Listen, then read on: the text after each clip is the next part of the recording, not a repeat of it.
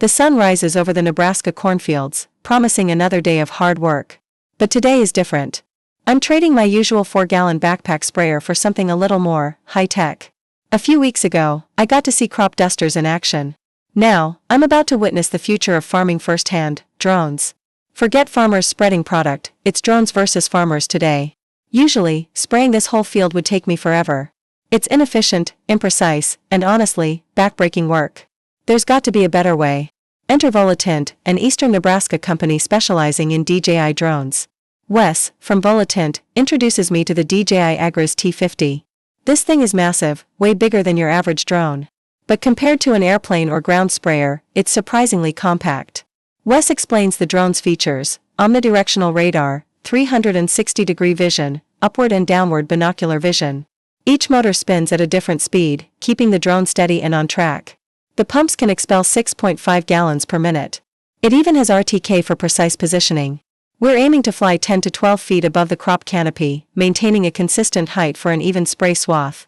The batteries weigh about 26 pounds each and can be rapidly charged in 8 to 10 minutes. Flight time is only 7 to 10 minutes per battery, depending on the amount of turning, hovering, and transport time. Wes powers up the drone, explaining that despite the many buttons, only a few are needed for fungicide application. The field is programmed into the controller, along with the desired spray rate and height. With a swipe of a button, the drone becomes fully autonomous. It's crazy. A dream come true. The Volatint crew connects hoses to a large white tank, filling the drone's reservoir. The remote controller displays a map of the field, ready for spraying. With a whir, the drone lifts off, leaving me in awe. It's slightly terrifying, to be honest. Wes pushes a button, and the drone flies itself, following the mapped boundary, auto-leveling, and spraying with precision. I've never seen anything like it. We covered about 3.5 acres and sprayed 10 gallons. The drone returns to home completely by itself, ready to refill. One huge advantage of using drones is that the human operators are on the ground, not in the sky. This eliminates the risk of putting a human life in danger in dangerous situations. Plus, the drone can fly day or night and in almost any weather. With all the recent rain, the fields have been muddy. Drones eliminate the need to drive equipment through the mud, avoiding crop damage. No wheels on the ground also means no issues with rough, steep, or rocky terrain. The drone reduces the need for a huge boom sprayer, swinging around obstacles and steep terrain. It can reach hard-to-get areas from the air. After landing, the drone automatically initiates a quick battery swap. Within 30 seconds, the Volatint crew has the drone refilled and back in the air. Less than a minute later, it's back at work. To demonstrate the precision, Wes adjusts the spray from superfine mist to almost raindrops with just a slide of his finger. On a ground rig or plane, this would require manually changing the nozzle. The drone offers unmatched precision and even application. Drones are useful for spraying and scouting. But they can also transport heavy equipment. Volatint claims this drone can pick up a gearbox and carry it out to a tower. Gearboxes are heavy. Gage can attest to that. Walking through a cornfield, tripping over stalks, usually in mud, is no fun. Using a drone to carry the gearbox to the site would save a lot of headache and backache. I'm skeptical. A little scared, even.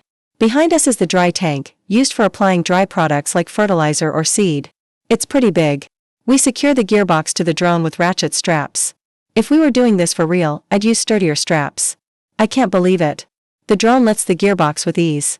I have no words. Wes, you're hired. That's 1 point for the drone. It beat Gage at spraying and carrying a gearbox. It's efficient, accurate, precise, and way stronger. To complement the Agras T50, DJI offers the Mavic 3M, a multispectral drone. It has a highly integrated imaging system, creating detailed 3D maps for surveying, variable rate application, prescription, and AG drone routing.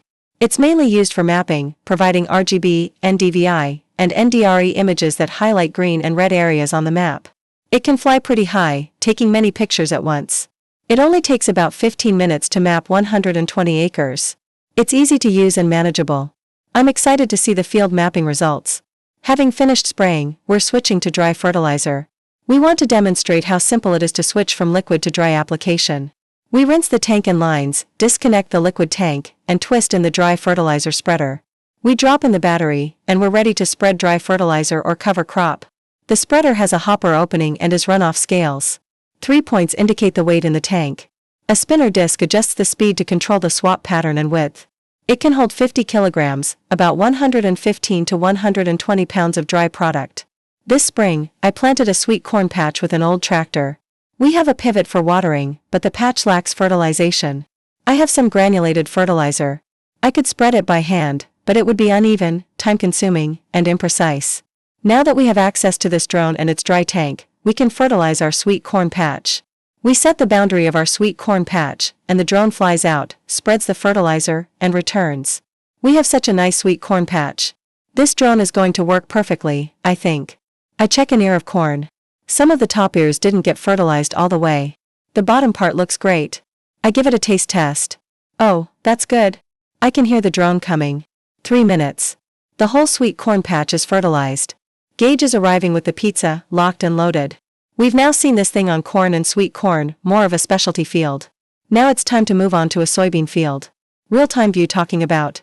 Millennial farmer, why do you have a UTV side by side to film? I can't believe we're living in the future. Imagine trying to explain this technology to a farmer 100 years ago, even 50 years ago. The drone is spraying fungicide on the soybean field. I wanted to give you a crop update. Soybeans are smaller than corn, but they're planted in a higher population. Beans are so thick to walk through, and a tire would smash both rows.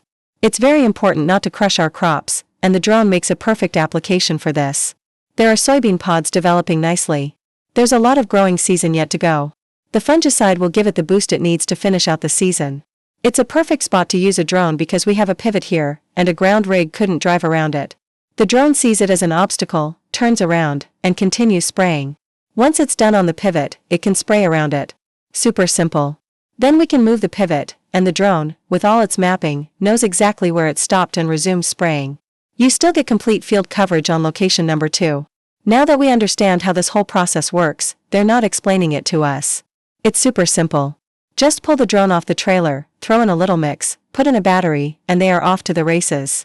If you're ever driving through Nebraska on I-80, don't forget to wave. This field behind me has a really steep waterway. It just isn't accessible with a ground rig sprayer. Gage's birthday is tomorrow, so drop him a happy birthday in the comments. Is this a good birthday present, drone spraying? They can get right in the corner, right along the power lines, no issues. This field is a perfect example of a place where this drone fits in well because it's so close to the interstate that planes can't fly here and apply fungicide. We're in a creek bottom that is really wet. There's a really tiny road to get back here, and we're right by the interstate. The drone's propellers really push the product right down onto the plants, giving our soybeans that last final push to finish out the season here. Now I just got to clean it up, load it back up on the trailer. Today has been so incredible. It's so cool to see where the future of agriculture is going. Who knows, you might see a drone like this on a farm near you in the coming future. Thank you so much to DJI and Volatility AG for coming out and making this video possible. Thank you for watching, and we'll see you in the next one. Bye.